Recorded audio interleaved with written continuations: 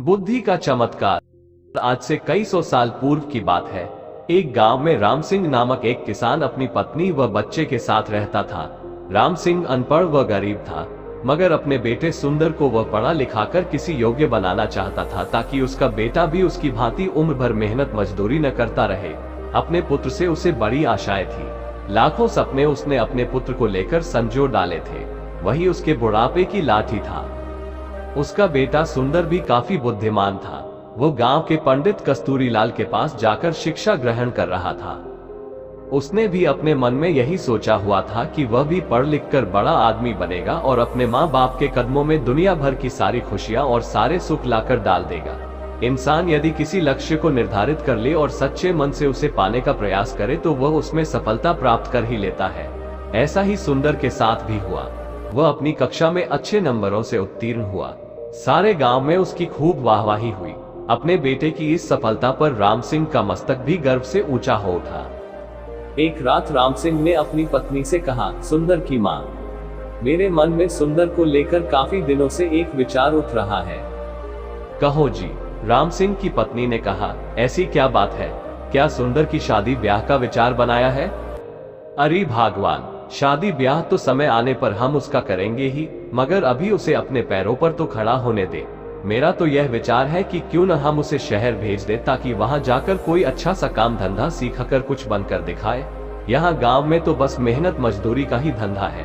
पढ़ने लिखने के बाद भी यदि उसे यही धंधा करना है तो पढ़ाई लिखाई का लाभ ही क्या है? हमारा तो अपना कोई खेत भी नहीं है जिसमें मेहनत करके वो कोई तरक्की कर सके। मगर सुंदर के बापू, सुंदर ने तो आज तक शहर देखा ही नहीं है। हम किसके भरोसे उसे शहर भेज दें? सुंदर की मां कमला ने कहा, माना कि हमारा सुंदर समझदार और सूझबूझ वाला है और शहर में वह कोई अच्छा सा काम धंधा तलाश भी लेगा, मगर शहर में टिकने का कोई ठिकाना भी तो चाहिए।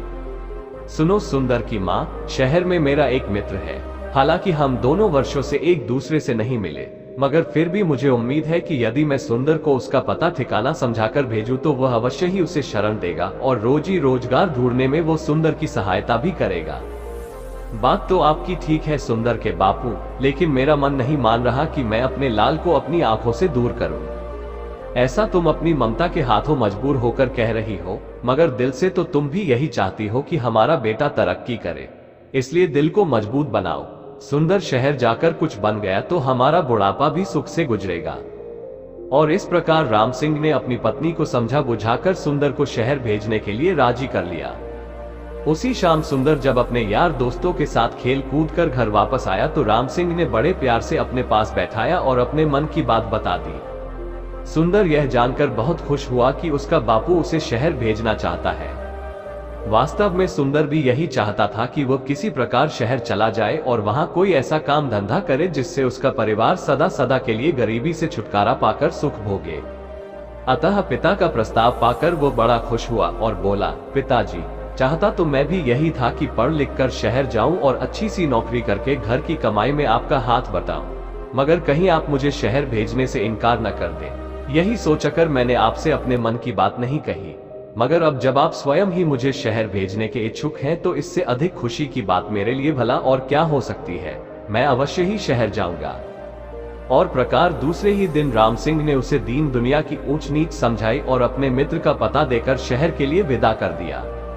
सुंदर काफी सूझबूझ वाला समझदार युवक था। अपने माता पिता के दुख दर्द को वह भली भांति समझता था। वह यह भी जानता था कि गांव में रहकर तो उसका भविष्य अंधकार में ही डूबा रहेगा, जबकि उसकी इच्छा बड़ा आदमी बनकर अपने माता पिता को भरपूर सुख देना था। अतः खुशी खुशी वह शहर के लिए रवाना हो गया। शहर आकर सुंदर की आंखें चुंधिया गई। खूब भीड़ भड़क्का, सजी संवरी दुकानें, तागे इक्कों का आवागमन।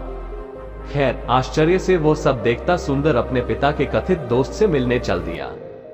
लेकिन जब वो पता के बताए स्थान पर पहुंचा तो पता चला कि उसके पिता का दोस्त रामचंद्र तो न जाने कब का मर खप गया और अब तो उसके परिवार का भी कोई अता पता नहीं था। ये जानकर सुंदर बहुत निराश हुआ और सोचने लगा कि अब क्या होगा। आशा निराशा तो जीवन में चलती ही रहती है, लेकिन सुंदर उन युवकों में से नहीं था जो हताश होकर बैठ जाते हैं। उसमें हिम्मत और आत्मविश्वास कूट कूट कर भरा था। उसने अपने आप को दिलासा दिया और बोला, बेटे सुंदर, निराश होने से कुछ नहीं होगा। अब शहर आ ही गए हैं तो कुछ करके ही लौटेंगे। माँ और बापू ने मुझसे बड़ी उम्मीदें लगा रखी है, मैं ही उनके बुढ़ापे की लाठी हूँ। अब शहर आ ही गया हूँ तो कुछ बनकर ही लौटूंगा। तुझे याद नहीं, गांव में मास्टर जी कहा करते थे, हिम्मत ए मर्दा मदद ए खुदा। यानी जो लोग हिम्मत करते हैं उनकी मदद खुद भगवान करते हैं। अपने आप को इसी प्रकार हौसला बंधाता हुआ सुंदर पूछता पूछता एक सराय में आकर ठहर गया। उसने स्नान आदि से निवृत्त होकर थोड़ा आराम किया, फिर किसी नौकरी की तलाश में निकल पड़ा। वो जहां भी नौकरी मांगने जाता, दुकानदार उसके बातचीत करने के ढंग और उसकी सूझबूझ से प्रभावित तो होता, किंतु कोई जान पहचान न होने के कारण उसे नौकरी नहीं मिल पाती थी। इसी प्रकार कई दिन गुजर गए। सुंदर गांव से अपने साथ जो रुपया पैसा लेकर आया था वह भी लगभग समाप्त होने को था। अब तो सचमुच सुंदर को चिंताओं ने आ घेरा।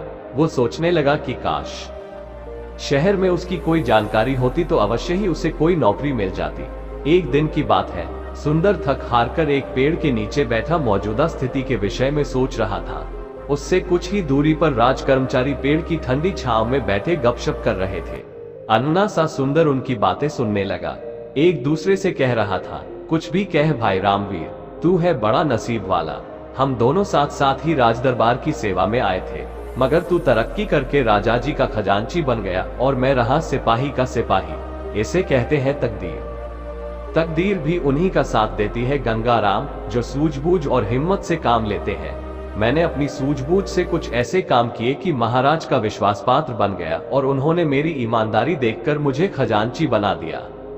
न भाई, तू जरूर किसी साधु या फकीर से कोई मंत्र वंत्र पढ़वा कर लाया होगा जो इतनी जल्दी इतनी तरक्की कर ली, वरना मैं क्यों न किसी ऊंचे पद पर पहुंच गया।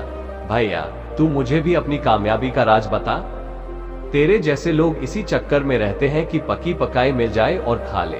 अरे भाई मेरे, अगर इंसान में हिम्मत, हौसला, ईमानदारी, साहस और सूझबूझ हो तो वह पहाड़ को खोदकर नदी बहा दे।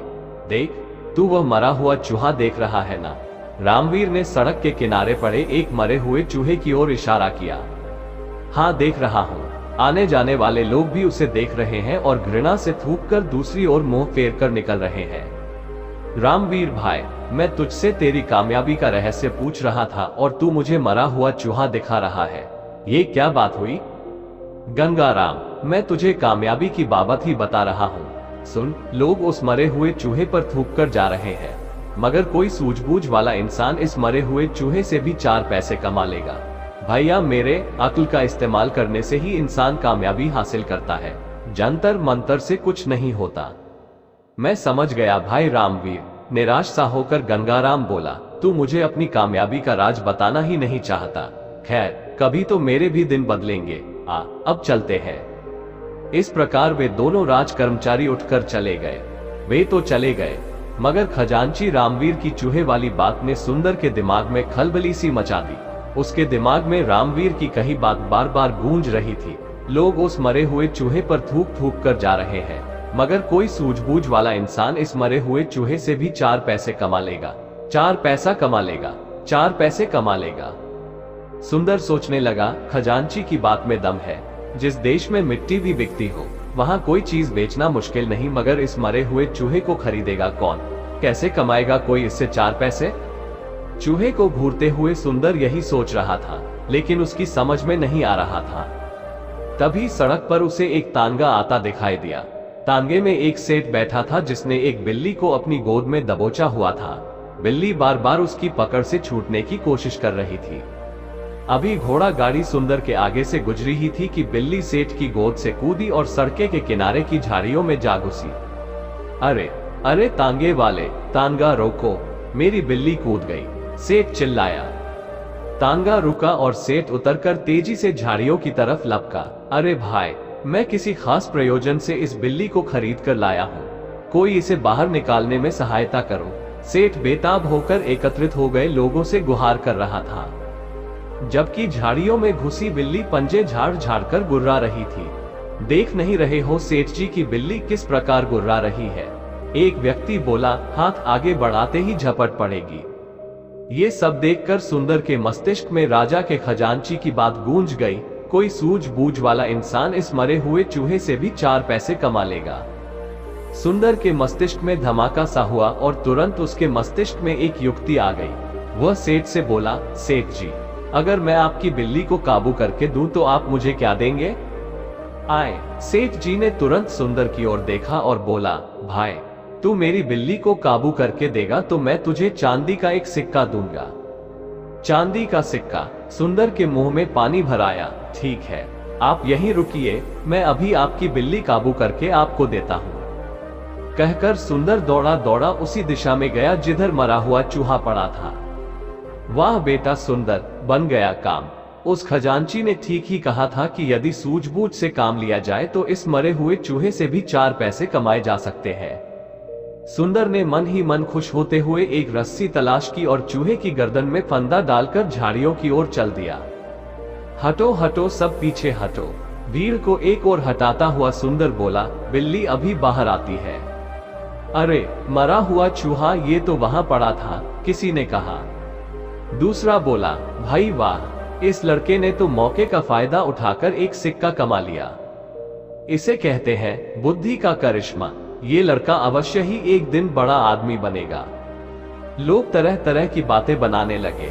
सुंदर झाड़ियों के करीब बैठ गया और रस्सी से बंधे चूहे को बिल्ली के सामने लहराने लगा। मोटे चूहे को देखकर बिल्ली के मुंह में पानी भर आया। एक नजर उसने मैत्री भाव से सुंदर की ओर देखा, फिर दुम हिलाती हुई धीरे धीरे सुंदर के करीब आने लगी। सभी लोग उत्सुकता से ये तमाशा देख रहे थे और फिर कुछ ही पलों बाद चूहे के लालच में जैसे ही बिल्ली बाहर आई, सुंदर ने उसकी पीठ पर प्यार से हाथ फेरा और उसे गोद में उठा लिया। Moral of the story, Gautam Buddha हमें इस कहानी से बताना चाहते हैं कि हम अपनी बुद्धि का प्रयोग करके हर एक जंग जीत सकते हैं। तो कैसी लगी आपको हमारी यह वीडियो? अगर आपको हमारी वीडियो पसंद आई हो तो इसे लाइक और सब्सक्राइब जरूर करें। आपका हमारी वीडियो देखने के लिए बहुत बहुत धन्यवाद और शुक्रिया।